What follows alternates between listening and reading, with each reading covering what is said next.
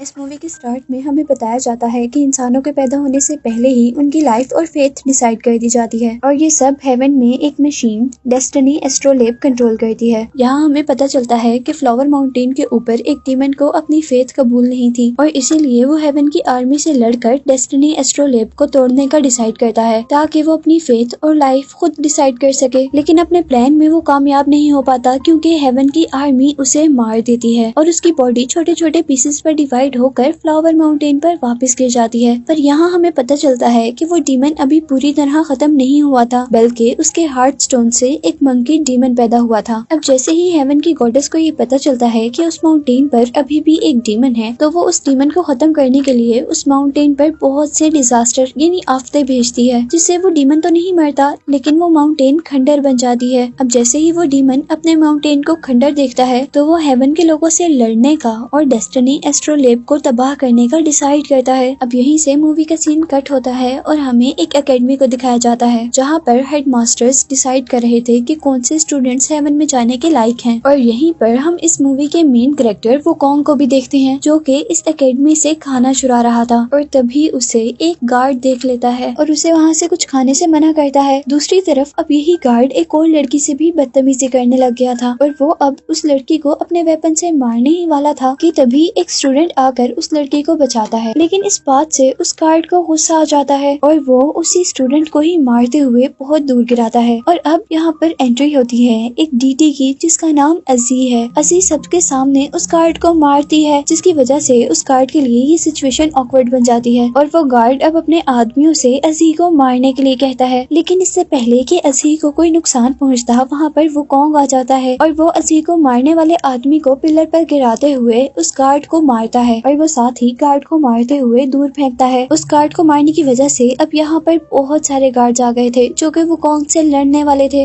अब वुकोंग उनसे लड़ने के लिए अपने कान में से लावा निकालता है जो कि एक वेपन में चेंज हो जाता है और साथ ही वो अपने वेपन को घुमाता है जिसमें से बहुत सी फायर निकलती है और वहाँ मौजूद सारे के सारे सोल्जर्स एक ही हिट में ऊपर उड़ते हुए दूर गिरते हैं। वुकोंग यहाँ सारे सोल्जर्स को जमीन पर गिरा हुआ देखकर काफी खुश हो रहा था। अब जैसे ही इस सारे वाकये का गॉडेस को पता चलता है तो वो अपने एक खास आदमी टियान को यहाँ सिचुएशन कंट्रोल करने के लिए भेजती है। वुकोंग जो कि रिलैक्स फील कर रहा था उसे भी अपने करीब खतरे का अंदाजा होता है और तभी यहाँ पर टियान आकर वुकोंग पर बहुत से डैगर्स और ब्लेड से अटैक कर देता है। वो ब्लेड्स उसके इर्द गिर्द एक तूफान क्रिएट कर देती हैं जिससे उसे लड़ना मुश्किल हो रहा था और अब वो अपना वेपन जोर से जमीन पर मारता है जिसके रिजल्ट में उसका वेपन बहुत ज्यादा बड़ा हो गया था। वो जल्दी से अपने वेपन पर किक करता है जिसके अंदर से बहुत से फ्लेम्स निकलते हैं और वो सारी ब्लेड्स अब टियान की तरफ मुड़ जाती हैं और अब वुकोंग अपने बड़े से वेपन पर दोबारा टियान पर अटैक कर रहा था और यहाँ पर अब एजी भी थी। वुकोंग एजी को नहीं मारना चाहता था लेकिन वो अपने वेपन को कंट्रोल भी नहीं कर पा रहा था और अब एजी अपनी एक फिंगर के साथ उस वेपन को रोक देती है। लेकिन यहाँ पर हमें पता चलता है कि असल में वो वेपन एजी के फ्रेंड अर्लिंग ने रोका था और अब यहाँ पर अर्लिंग और वुकोंग के दरमियान में लड़ाई होती है और अर्लिंग एक ही पंच में उसका वेपन तोड़ देता है जिसकी वजह से वुकोंग दूर जाकर गिरता है और इस तरह वुकोंग हार जाता है और हेवन सोल्जर्स उसे पकड़कर कैद कर लेते हैं।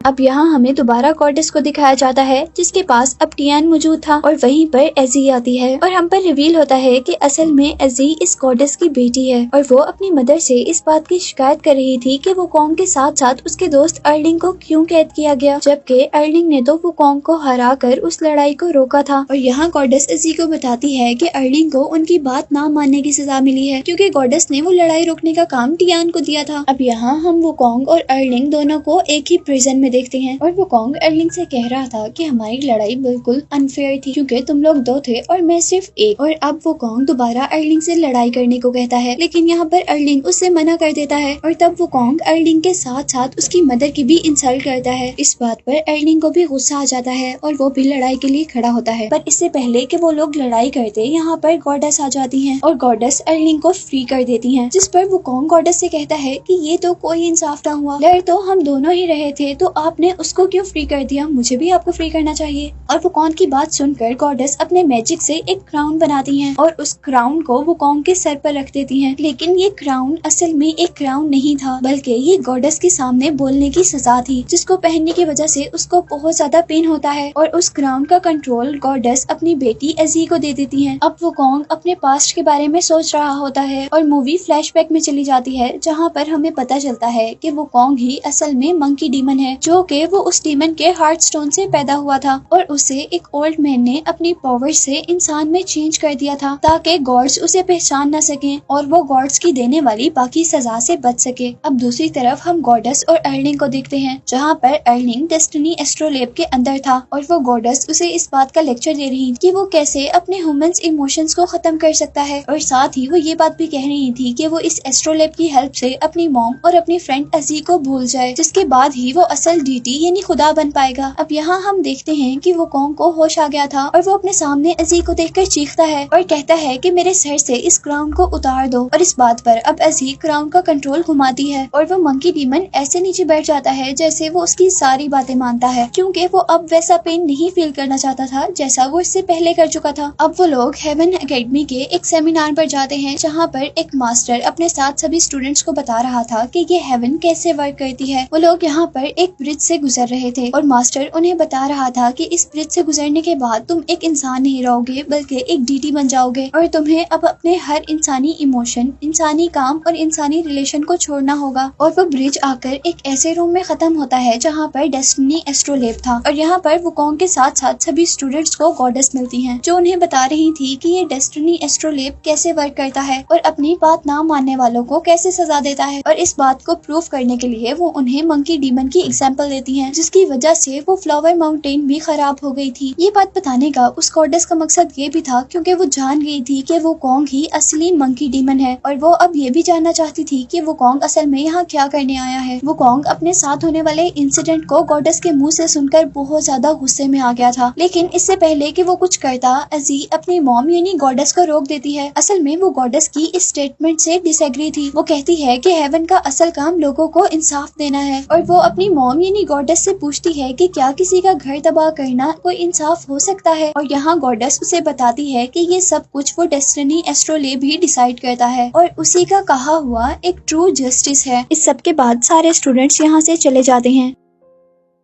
और क्योंकि यहाँ गॉडेस भी जान गई थी कि वुकोंग अब दोबारा हेवन के अंदर है, तो वो अब अपने खास आदमी टियान को बुलाकर उसकी सच्चाई बताती है। गॉडेस टियान को बताती है कि असल में वुकोंग ही मंकी डीमन है, जो कि उस डीमन के हार्ट स्टोन से पैदा हुआ था जिस डीमन ने इस हेवन पर हमला किया था। वो टियान से कह रही थी कि वुकोंग के यहाँ होने से डेस्टिनी एस्ट्रोलेब और हेवन दोनों को ही खतरा है और तुम हेवन को इस खतरे से निकालने के लिए जाओ, उसे मार दो और उसका दिल निकाल लाओ। यहाँ वुकोंग अब अपने गुस्से में किसी तरह उस डेस्टिनी ब्रिज की भी उठा लेता है, जिस ब्रिज को पार करके वो डेस्टिनी एस्ट्रोलेब तक पहुंच सकता था। लेकिन डेस्टिनी एस्ट्रोलेब तक पहुंचने से पहले ही उसे अर्लिंग रोक लेता है। अर्लिंग वही लड़का है जो एजी का फ्रेंड है और अब यहाँ पर उन दोनों के दरमियान में फाइट शुरू हो जाती है और अर्लिंग अपना वेपन यूज करते हुए वुकोंग के फायर वेपन को फ्रीज कर देता है। वो लोग यहाँ बुरी तरह लड़ रहे थे और इसके नतीजे में ब्रिज के पिलर्स भी टूट गए थे, जिसकी वजह से वहाँ तूफान क्रिएट हो गया था। और उसी टाइम अब एंट्री होती है टियान की। अर्लिंग और टियान दोनों मिलकर वुकोंग से लड़ रहे थे। यही जब एजी ब्रिज के गार्ड के पास पहुंचती है तो गार्ड को बेहोश देखकर एजी को भी अंदाजा हो जाता है कि यहाँ पर कुछ न कुछ तो गड़बड़ है। अब अर्लिंग और टियान मिलकर वुकोंग को हराने ही वाले थे, तो तभी वहाँ पर एजी उस गार्ड के साथ आ जाती है। एजी के रोकने पर अर्लिंग और टियान दोनों रुक जाते हैं, पर वुकोंग अपनी पावर्स को यूज करते हुए अपना वेपन जैसे ही ब्रिज पर मारता है तो वो वेपन खतरनाक हद तक बड़ा होते हुए ब्रिज को तोड़ देता है और ब्रिज टूटने की वजह से वो सब अब फ्लावर माउंटेन पर जाकर गिरते हैं, जहाँ पर वो डीमन रहा करता था। यहाँ आने पर भी वो तीनों एक दूसरे से लड़ रहे थे, लेकिन इस वक्त उनको चोट लगना शुरू हो जाती है और अब उनको पता चलता है कि हम जमीन पर आ गए हैं और हमारी सुपर पावर्स खत्म हो गई हैं। और तभी इस वक्त गांव पर क्लाउड डीमन अटैक कर देता है, जो कि अपनी पावर्स बढ़ाने के लिए सब गांव वालों को अपने अंदर ले रहा था। सभी गांव वाले डर कर उससे छुप रहे थे और अंदर अपने घरों की तरफ जा रहे थे। और इसी दौरान टियान की नजर एक बच्चे पे पड़ती है जो कि बाहर ही रह गया था और उसे यहाँ पर एक लड़की बचाने के लिए आती है। टियान जल्दी से आता है और उन दोनों को बचाकर अंदर ले जाता है। और इससे पहले कि वो खुद अंदर जा पाता, अब क्लाउड डीमन उसे ही अपने अंदर खींचने लगा था और अब टियान को और कोई नहीं बल्कि वुकोंग बचाता है, जिसे टियान मारने वाला था। इस वक्त एजी अपने एरो से उस क्लाउड डीमन पर अटैक करती है, जिसकी वजह से वो क्लाउड डीमन फ्रीज हो जाता है और वहाँ से वापस चला जाता है। सीन यहीं से कट हो जाता है और सुबह होने पर हम वुकोंग और अर्लिंग को रस्सी से बंधा हुआ देखते हैं, जिन्हें एजी ने बांधा था। और अब एजी उन सबसे कहती है कि ये गांव वाले खतरे में हैं और हमें अपनी लड़ाई छोड़कर इनकी मदद करनी चाहिए। और साथ ही एजी उन दोनों को ये भी बताती है कि गांव वालों को लग रहा है कि हम डीटीज उनकी मदद करने के लिए आए हैं। पहले तो एजी और अर्लिंग दोनों इनकार कर देते हैं और फिर जब वो खुद गांव वालों को मुश्किल में देखते हैं तो वो डिसाइड करते हैं कि वो अब क्लाउड डीमन को पकड़ कर ही रहेंगे। और अब वो लोग उसे पकड़ने के लिए एक आर्टिफिशियल सनसेट क्रिएट करते हैं, क्योंकि सूरज गरूब होने के बाद ही वो बादल अपेयर होता था और उस आर्टिफिशियल सनसेट को देखते ही वो क्लाउड डीमन अब गांव पर अपेयर हो गया था। अब यहाँ सब लोग मिलकर उस पर फ्रीजिंग एरो से अटैक कर रहे थे, लेकिन इसे कुछ भी नहीं हो रहा था, बल्कि सिर्फ उस डीमन को गुस्सा आ रहा था। और अब टियान जल्दी से भागता हुआ जाता है और अपने आर्टिफिशियल सनसेट एलुयन को आग लगा देता है, जिसकी वजह से वहाँ पर डीमन का फेस देखा जा सकता था। उस डीमन का चेहरा नजर आते ही वुकोंग अपनी बड़ी सी फ्रीजिंग कैनन से उस पर अटैक कर देता है। और अब यहाँ वुकोंग के मारते ही टियान उस डीमन को कैद कर लेता है और इस तरह गांव वाले उस डीमन से बच जाते हैं जो उन्हें सालों से तंग कर रहा था। इस गांव में टियान को अपनी वो फ्रेंड भी मिलती है जिसे हेवन से निकाल दिया गया था। इस सब के बाद हम वुकोंग और एजी को देखते हैं, जहाँ अब हमें पता चलता है कि एजी वुकोंग को पसंद करने लगी थी, लेकिन ये बात गॉडेस को बिल्कुल भी पसंद नहीं आती और वो अब एजी को वापस हेवन में लेकर आने के लिए हेवन से अपनी आर्मी को फ्लावर माउंटेन तक भेजती है। यहाँ पर आने के बाद वो सोल्जर सभी को मार रहे थे और इस लड़ाई के दौरान वो डीटी टियान, जो कि अब जमीन पर आने की वजह से इंसान बन चुका था, वो भी मर जाता है और एजी को वो सोल्जर्स वापस लेकर जाने लगते हैं, जो देखकर वुकोंग को बहुत ज्यादा गुस्सा आता है और वुकोंग अब सोल्जर से लड़ता है, लेकिन वो हार जाता है और वो सोल्जर्स वुकोंग को लेकर हेल में चले जाते हैं।